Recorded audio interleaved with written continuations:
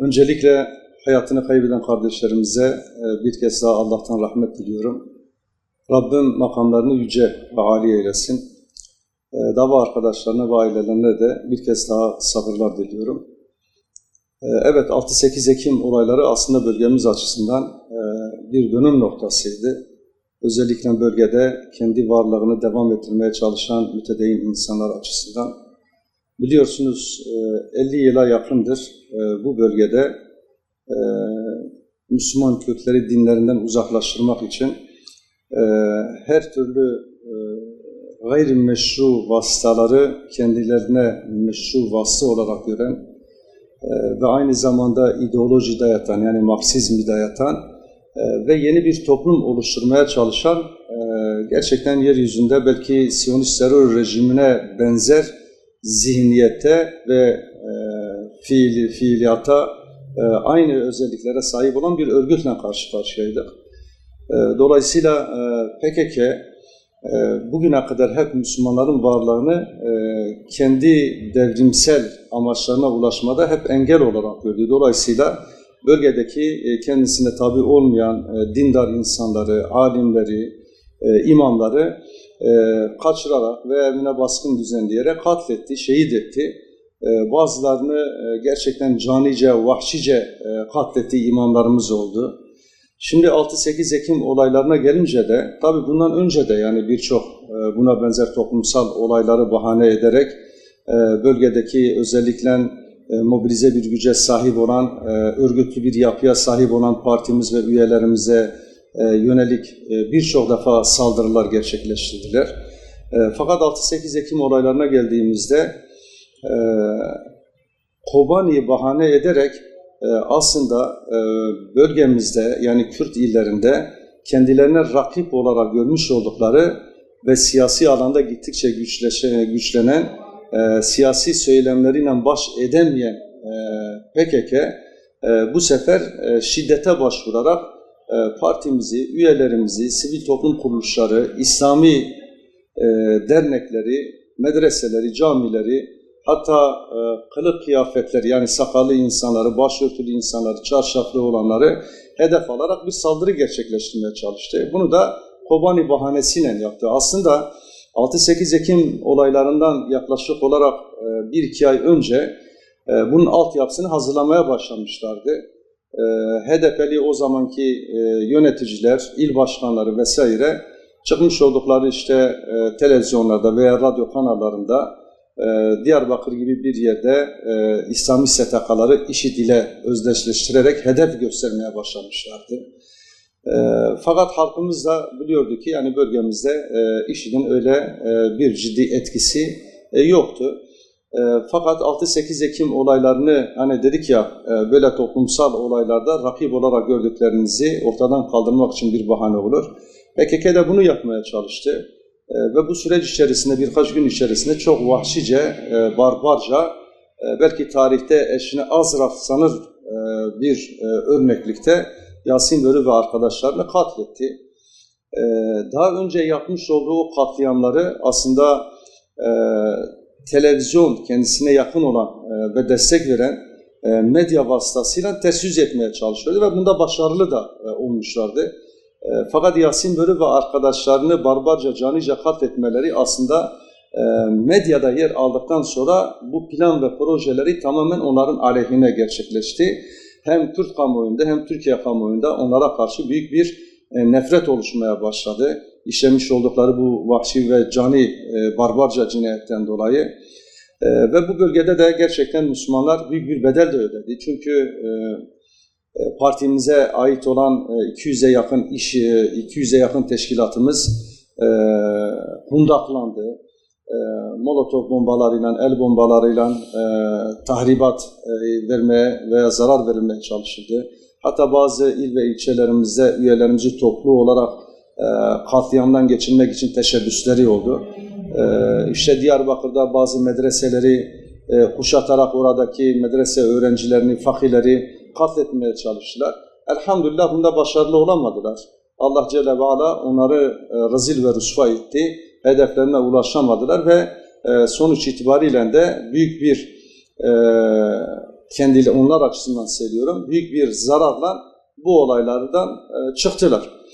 Dolayısıyla 6-8 Ekim olayları aslında bölgede Müslümanların da bir varlık mücadelesi. Yani Müslümanlar kendilerini meşru daire içerisinde muhafaza etmelerini gerektiğini de gördüler, öğrendiler. Ki o dönemlerde biz burada açıklama da yaptık tüm üyelerimize. Meşru müdafaa herkes yapsın. Çünkü karşınızda hak ve hukuk tanımayan, sizi öldürmeye gelen veya sizin teşkilatlarınızı, iş yerlerinizi, evlerinizi, arabalarınızı yağmalamaya gelen vandal bir düşünceye sahip olan bir iç sürüsü diyebileceğimiz bir kitle vardı. Dolayısıyla o korkunç ortamda gerçekten dehşet verici bir ortamda, çünkü Allah bir daha o tür ortamları yaşatmasın halkımıza. Müslümanlar büyük bir bedel ödediler ama direndiler ve sonuç itibariyle de kendi varlıklarını bütün baskılara, bütün katliama, barbarca cinayetlere rağmen devam ettirdiler. Yani 2013 yılında başlatılan çözüm süreciyle şu anda Milli Dayanışma ve Kardeşlik süreci diye ismi değiştirildi terörist Türkiye'nin, biliyorsunuz. Arada bazı benzerlikler var ama tamamen değil. Ama 2013 yılında bölge tamamen PKK'ya teslim edilmişti. İşte ellerinde ağır silahlarla dağlardan inen insanlar, militanlar, PKK'li unsurlar şehirlere iniyorlardı. Hatta belediyelerden almış oldukları desteklerle şehir merkezlerini tamamen bombalarla doldurdular. Ve hemen onun zaten 1-2 yıl akabinden sonra da zaten biliyorsun çukur ve barikat siyaseti başladı. 6-8 Ekim olaylarından sonra. Şimdi çözüm sürecinde biz o dönemde birçok defa burada özellikle yurt dışında da gelen aktivistler veya medya mensupları başta olmak üzere Türkiye'deki belki onlarca gazeteciye de biz o dönemde röportaj verdik, gerekli açıklamalarda bulunduk ve süreçle ilgili endişelerimizi o dönemde dile getirmiştik biz. Şimdi süreç şeffaf değildi o dönemde. Aksine biz sahaya baktığımızda, pratiğe baktığımızda PKK'nın çok ciddi bir anlamda şehir içerisinde örgütlendiğini, kıra dayalı şehir mücadelesi, devrim mücadelesi başlatacaklarını kendi medyalarında da, pratikte de gösteriyorlardı ve söylüyorlardı. Bunu devlet de görüyordu. Devlet de bunun karşısında işte halakollar yaparak ve işte farklı tedbirler geliştirerek ileride karşı karşıya gelecek gücün veya yapılacak olan eylemleri etkisiz hale getirmek için kendine göre tedbirler arıyordu. Fakat sonuç itibariyle o çözüm sürecinin başarısızlığa uğramasının en büyük sebebi, en büyük pay PKK'nın ve onun bileşenleri olduğunu biz söyleyebiliriz. Çünkü samimi değillerdi. Evet, devlet içerisinde de silahların susmasını, işte 100 bine yakın insanın hayatını kaybettiği bu sürecin bitmesini istemeyen kilit yapılar da vardı, kişiler de vardı. Hala da varlıklarını devam ettiriyorlar ama buna rağmen toplumsal bir destek vardı. Yani Kürt halkı artık çatışmalardan, gözyaşı dökmekten kurtulmak istiyordu. Yani dolayısıyla büyük bir kamuoyu desteği olmasına rağmen hem devlet, o dönemki özellikle devlet içerisindeki FETÖ gibi yapıların ve PKK'nın bizzat kendisi süreci kendi lehlerine çevirmenin peşindeydiler ve sonuç itibariyle de en büyük zararı halkımız gördü, Kürt halkı gördü. Yani biliyorsunuz yıllar sonra çukur ve barikat siyasetinden sonra daha doğrusu Selahattin Demirtaş, Figen Yüksekdağ gibi eş başkanlar, HDP'nin eş başkanları, milletvekilleri veya o günkü işte bu insanları sokak eylemleri yapmaya davet edenlerin, MYK üyelerinin büyük bir kısmı yakalandı, ceza da aldı. Selahattin Demirtaş da bunlardan bir tanesi, o da ceza aldı. Bu 6-8 Ekim olaylarıyla ilgili tabii yani farklı maddelerden aldı. Yani terör örgütü adına işte eylemlerde bulunmak, daha doğrusu insanları eyleme çağırmak, teşvik etmek sokak eylemlerini ve işte devletin birliğini bozmaya yönelik gibi suçlardan aldılar. Yani Yasin Börü ve kardeşlerin katledilmesi bizzat o olayla alakalı değil ama genel anlamda, çünkü 50'ye yakın insan hayatını kaybetti.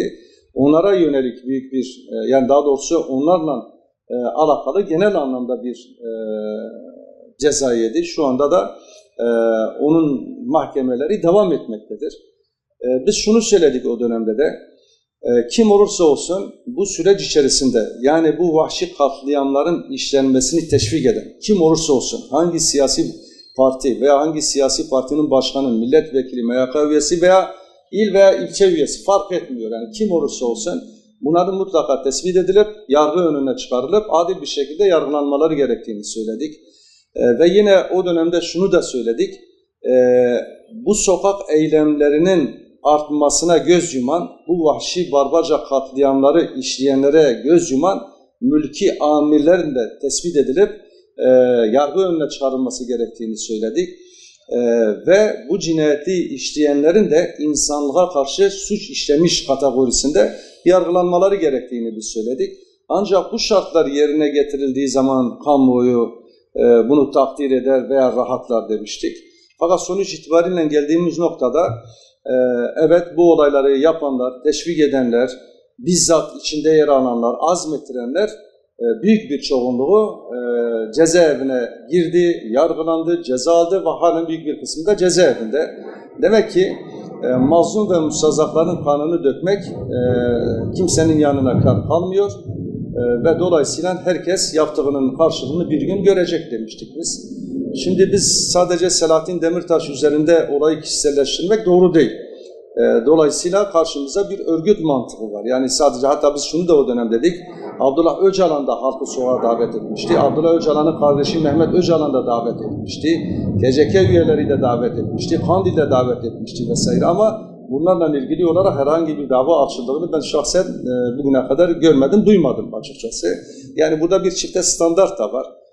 Dolayısıyla olayları siyasi bir mana kazandırarak, anlam vererek de özellikle PKK kamuoyu için ben söylüyorum, hiç kimse bu meydana gelen olayları göz ardı edemez ve masum da değil. Bunun hesabı mutlaka verildi, verilecek ve verilmeye de devam edecek. Yani son olarak şunu diyebiliriz, böyle büyük vandal bir düşünceye sahip olan kitleleri özellikle büyük bedel ödemiş halkımıza, Kürt halkına, Müslüman Kürt halkına musallat etmek kabul edilir bir şey değil. İnşallah bu yapılanlardan, bu yanlışlardan, bu hatalardan ders ve ibret alınmıştır. Bir daha özellikle Müslüman Kürt halkına yönelik böyle potansiyel diyebileceğimiz organizeli, örgütlü saldırılar olmaz. Temennimiz bu. Evet, halkımız bir asırdan fazladır büyük bir bedel ödedi, hala ödemeye devam ediyor. Artık biz diyoruz ki halkımızın, vatandaşlarımızın gözyaşı akmasın, kan dökülmesin. Dolayısıyla birlik ve beraberliğimizi devam ettirebilmek için de işte şu anda mevcut olan sürecin de adalet temelli bir şekilde çözülmesinden biz yanayız. Bunu hep teşvik ettik biz. Bununla ilgili olarak anayasal anlamda bazı değişikliklerin yapılması gerekiyor. Kürt halkının talepleri var, vatandaşlarımızın talepleri var. İşte Kürtçenin resmi dil olmasını istiyorlar. Ana dilde eğitim ve öğretimin kabul edilmesini istiyorlar. Dolayısıyla geçmişte yapılan hatalardan en azından devletin özür dilemesini istiyorlar. Ve işte Kürtler için gerçekten büyük bir değere sahip olan Bediüzzaman Hazretlerinin, Şeyh Said Hazretlerinin, Seyyid Rıza gibi şahsiyetlerin mezar yerlerinin ortaya çıkartılmasını istiyorlar.